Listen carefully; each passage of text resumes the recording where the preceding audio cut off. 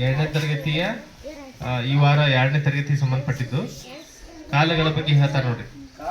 ಕಾಲಗಳು ಎಷ್ಟು? 2 ಅಂತ ನೋಡ ಅದ್ವಿತ. ಎಡಗಾಲ ಬಲಗಾಲನಪ್ಪ. ಕಾಲು ಬೇರೆ, ಅದು ನಿನ್ನ ಕಾಲು, ಅವು ಕಾಲು ಅಲ್ಲ, ಕಾಲಗಳು. ಕಾಲಗಳು ಎಷ್ಟದವು? ಎಷ್ಟು? ಅವು ಯಾವ ಹೇಳ್ತೀರಿ?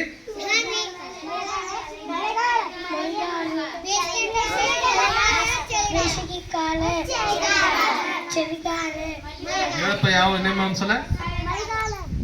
ಮಳೆಗಾಲ,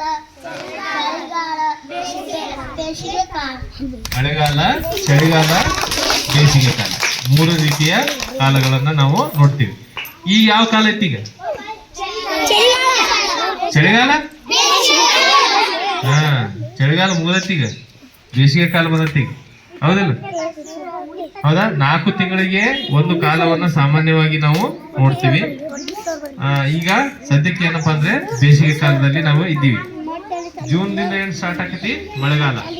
ಹೌದಾ? ಇದೇ ಇವತ್ತಿನ ಸಚೇತನದ ವಿಶೇಷ. ಧನ್ಯವಾದಗಳು.